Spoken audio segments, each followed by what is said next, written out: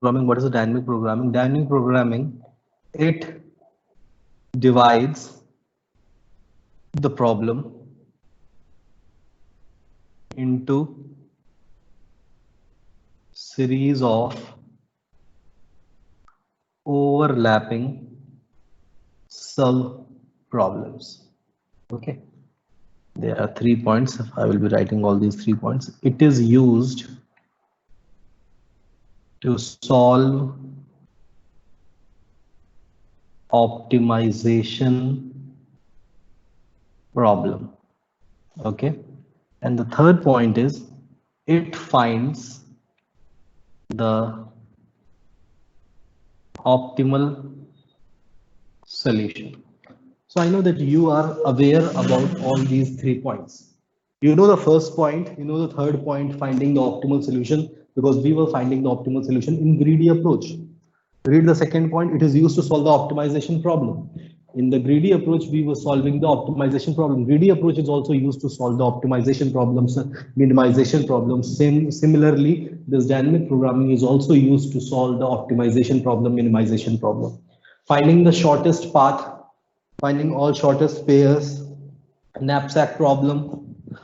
These all problems are optimization problem, minimization problem. So we have solved all these problems using greedy method. We can solve all those methods using dynamic programming also, because using dynamic programming we can solve the minimization problem, we can solve the optimization problem. So you are aware about second point and third point, even you are aware about the first point also. Because what happens in divide and conquer approach, we divide the problem into sub problems, and then what we do, we solve those sub problems, we merge the sub problem solutions, and then after merging all the sub solutions of the sub problems, we get the final solution. Okay, so we are aware about all these things, and all these things is being done by the divide and conquer approach as well as by the greedy method. So all these works are also done by the dynamic programming. So what is the difference? So there is a one difference. You can see there is one new term which is here is overlapping. Okay, there is one term. If you talk about the divide and conquer approach, so what does divide and conquer approach does? It divides the problem into set of sub problems. But what is happening in dynamic programming? It divides the problem into series of sub problems. These are not normal sub problems. These are overlapping sub problems. Okay, these are overlapping sub problems. So here is a new term. In divide and conquer approach, we divide the problem into sub problems. Then we solve those sub problems. We merge the solutions of sub problems. We get the final solution. But what is happening in dynamic programming? The problem is being divided into overlapping sub problems. So we have to understand the meaning of the overlapping word. Okay. So first of all, we will understand this overlapping later. But before that, are you able to relate this dynamic programming with the divide and conquer? In divide and conquer, the problems are divided into set of non-overlapping subproblems. In divide and conquer, the subproblems were non-overlapping, but in dynamic programming, the subproblems are overlapping. What is the overlapping means? I will give you a bit idea. When you are dividing a when you are dividing a problem into subproblems, then there are multiple of subproblems which are same. Okay, let's say one problem is divided into 5 subproblems. First problem is 1, 2, 3, 4, 5. These are the 5 subproblems. And let's say the problem number 1, the subproblem number 1, the subproblem number 3, and the subproblem number 5 are same subproblems. This is called as a overlapping subproblems.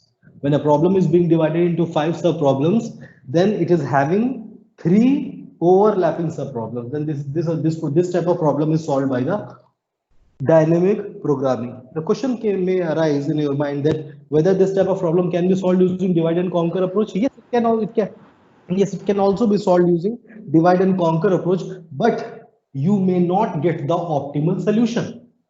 You can solve that problem using a divide and conquer approach, but you may not get the optimal solution. And you know that we are always interested in the optimal solution.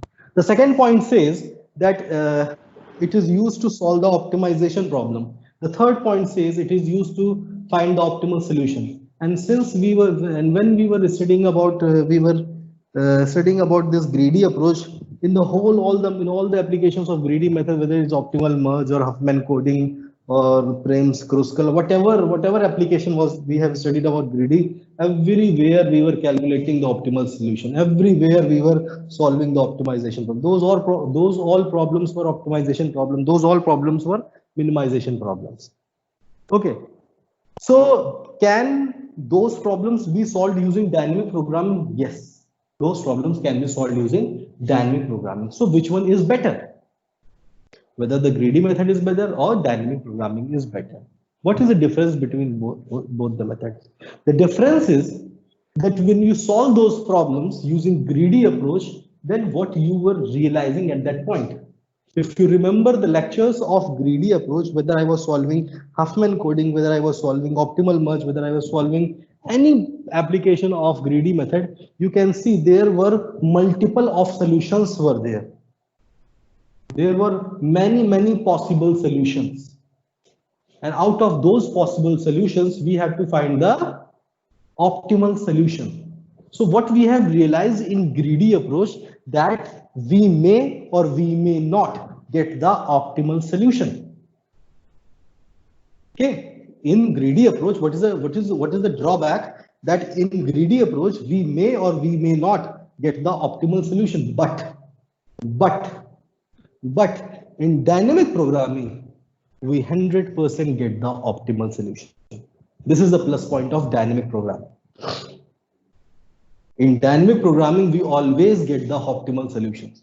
Likewise, when we were studying greedy approach, then firstly I was telling you one solution, one possible solution. Then I was telling you this is second possible solution when I am greedy about profit, when I am greedy about weight. So I was telling you different feasible solutions. So, but we were not getting the optimal solution. Those were just feasible solutions. Those were just different possible solutions. So what point we can conclude from this thing, that about greedy method, that we may or we may not get the optimal solution. But when you solve any program, when you solve any problem using dynamic programming, then 100% you are going to get the optimal solution. Okay, so I hope now you are able to understand the difference between dynamic programming and divide and conquer approach.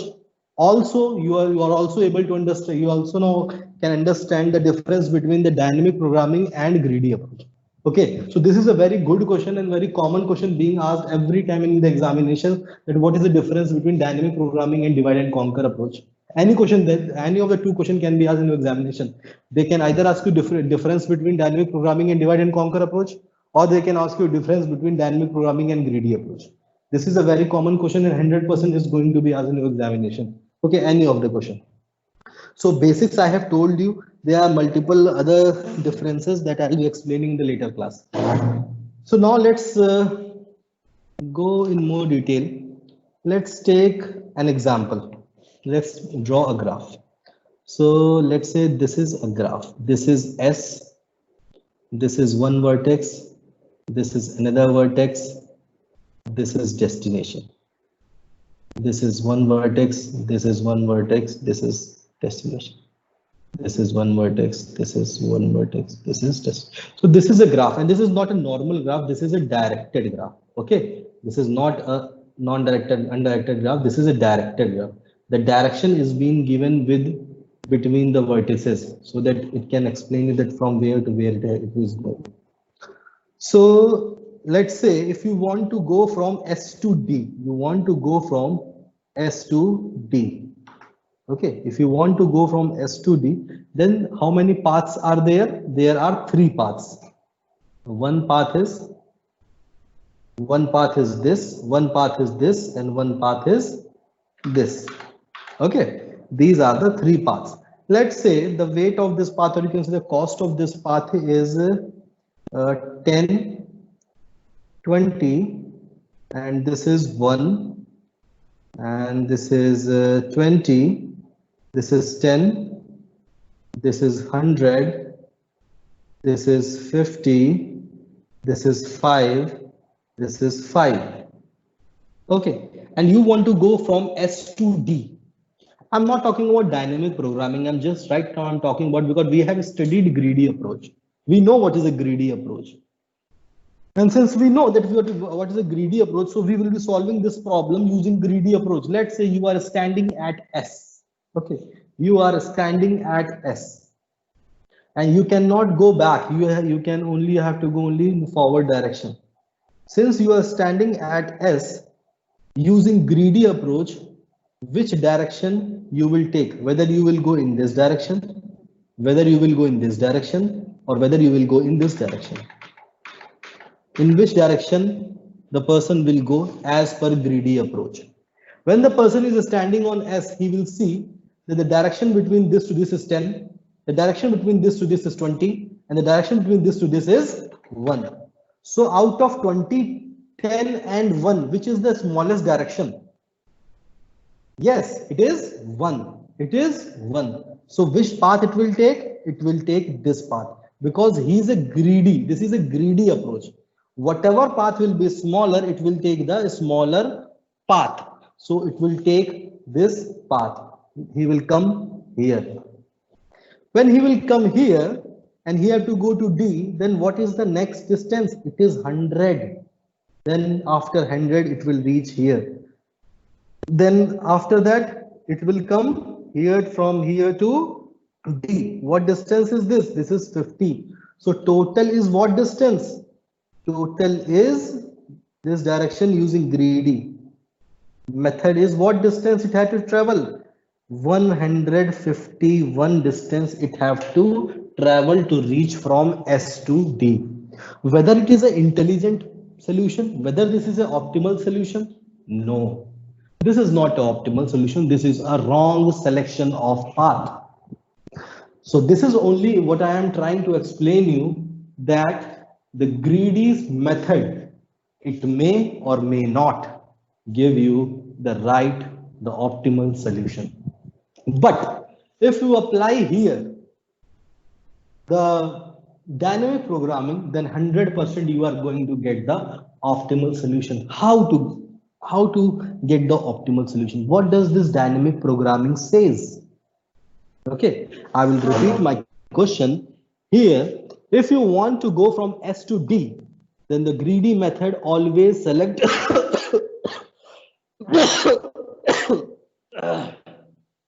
let's say this vertex is A and this vertex is B. Okay, so when if you want to go from S to D, then the greedy method always select the path S to A. Why S to A? Because it is having the minimum distance. But is it a right path? No, it is not a right path. It is a wrong path. It is a wrong sequence of decisions which is being selected by the greedy method. Because after taking this path, you can reach from S to D using 151 cost. The cost is very high. The distance is very high. Whatever you can say about this unit. The cost is very high. It will take a cost of 151, or it will take a distance of 151. This is an absolutely wrong path. So what does dynamic programming do here? How to solve it using dynamic programming? Dynamic programming will always gives the optimal solution. But you can say from this situation that greedy solution is not giving us the optimal solution. It may give, it may not give. But here in this question, it is not giving. So let's see how dynamic programming will be solving this question. Dynamic programming does what? It follows all sequence of decision. Okay, it follows all sequence of decision. So first of all, it will check this path.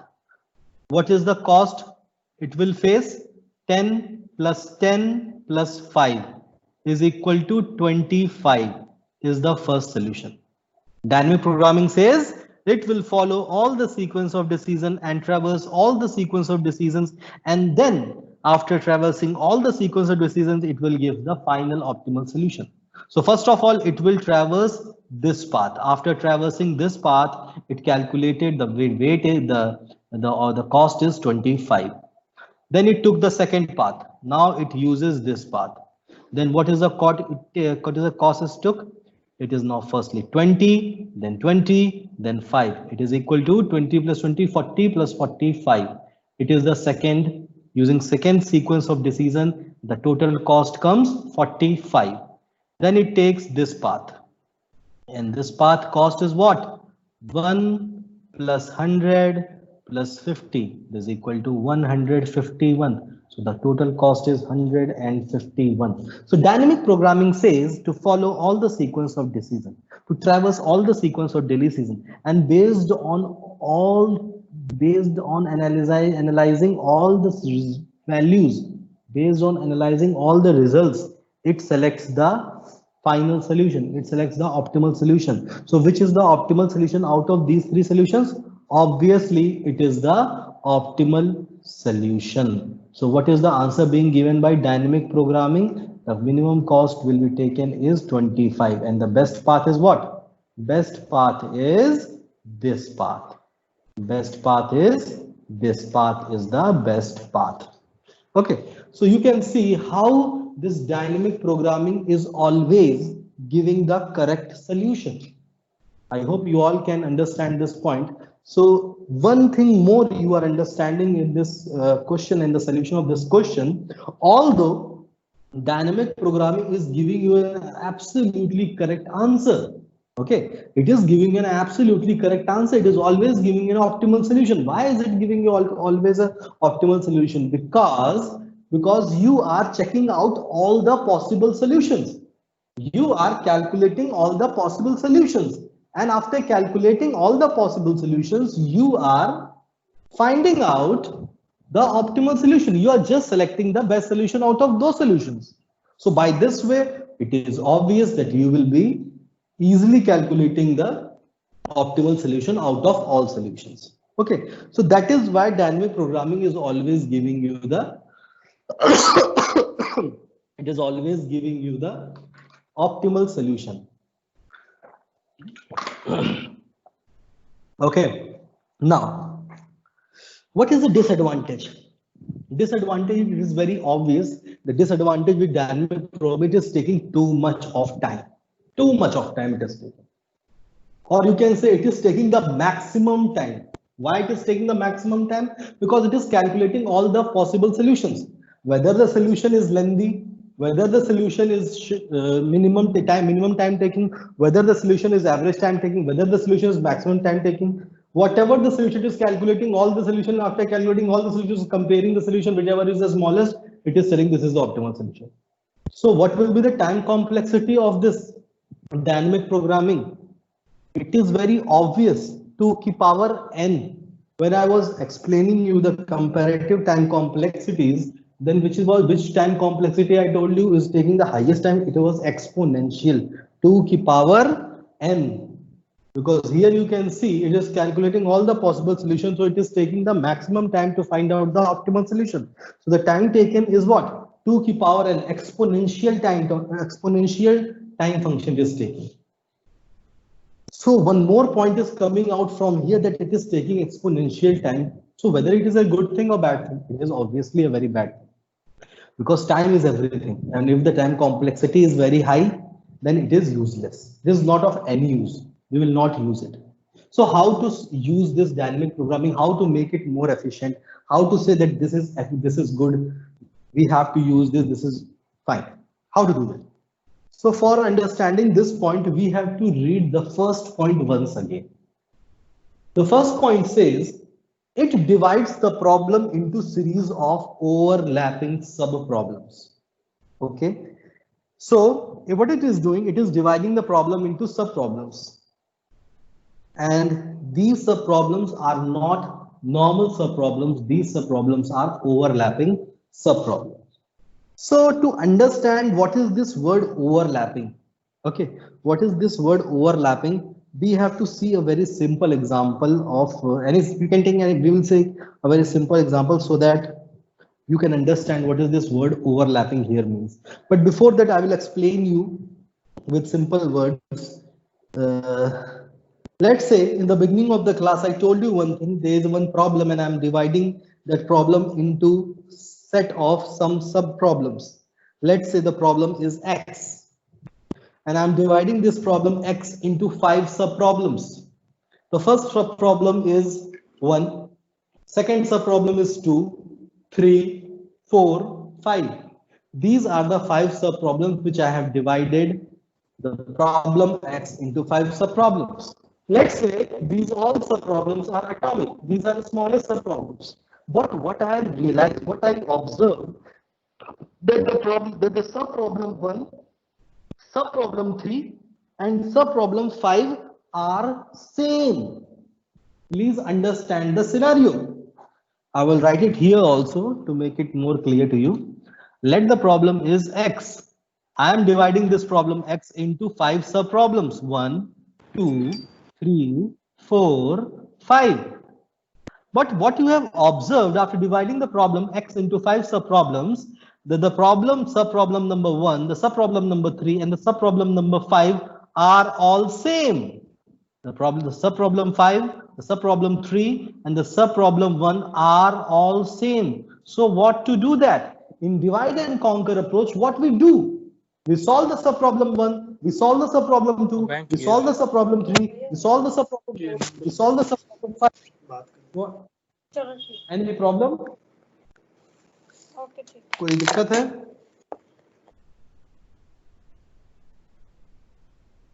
Mic को mute रखिए please.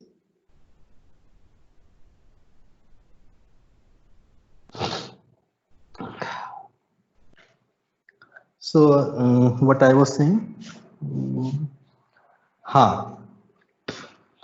what is the time? Time is 4:39. Okay.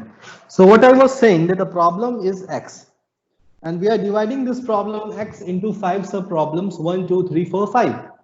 The sub-problem 1, sub-problem 3, and sub-problem 5, what I have observed after dividing a problem X into 5 sub-problems, the 3 problems 1, 3, 5 are same. In this situation, what does divide and conquer approach will do? It will solve the problem number 1 separately, 2 separately, 3 separately, 4 separately, 5 separately, and merge all the solutions and solves the solution, generates the solution for problem X. This is how we solve the problems in divide and conquer approach, but this is a dynamic approach.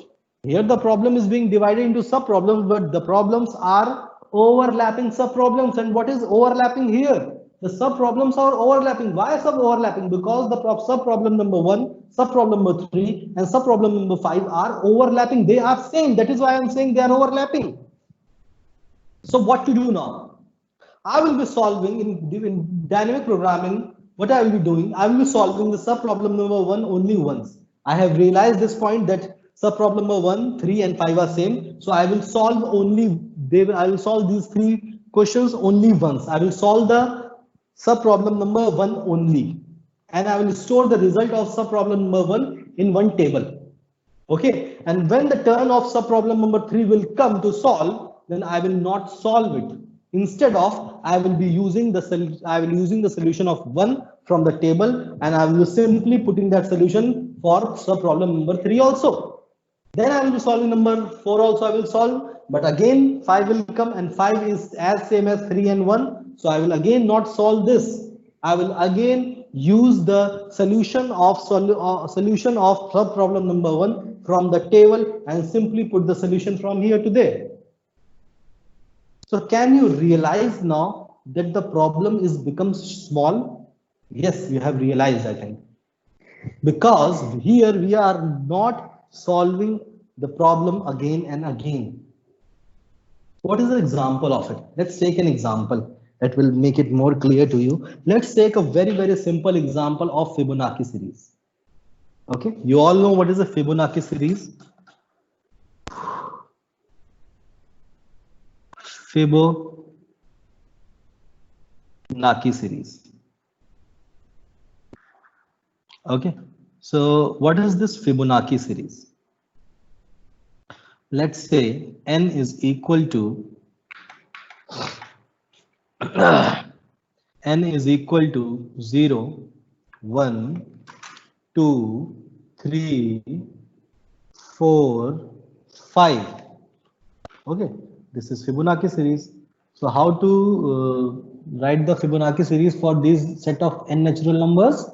F of n is equal to 0, then 1, then 0 plus 1 is 1, 1 plus 1 is 2, next is 2, 1 plus 2 is 3. This is 3.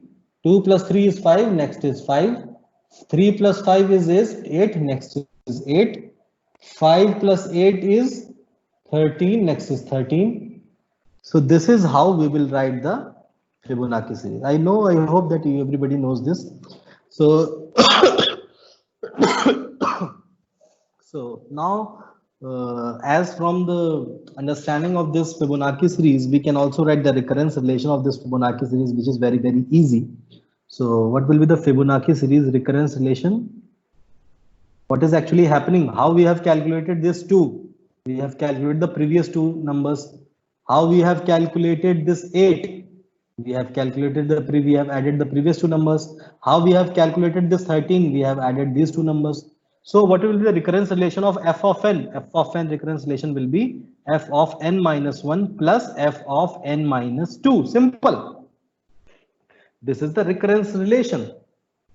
What will the recurrence, when will this recurrence relation will be equal to 1? When number of, it will equal to 1 when number of is equal to 1. What will be the, when it will be equal to 0? When it is equal to 0. So this is the recurrence relation of Fibonacci series. This is the standard recurrence relation of Fibonacci series. We can also write from this Fibonacci series, we can also write the pseudo code of this Fibonacci series, that f of n is a Fibonacci series function. If n is equal to 0, then return what? Then simply return 0. If n is equal to 1, then return 1. If n is greater than 1, when the number of elements in a Fibonacci series are greater than 1, then what it will return? It will return the main equation, f of n minus 1 plus f of n minus 2. This is the end of Fibonacci series. This is a Fibonacci series. I know that you all know this, what is a Fibonacci series. Just for a reference, I am writing these equations. So let's understand how to solve this Fibonacci series using dynamic programming, so that you can understand in more better way, in more easier way, that what is this Fibonacci series. So let's understand this point. For f of, let's say, let's calculate f of 5. Okay, f of 5.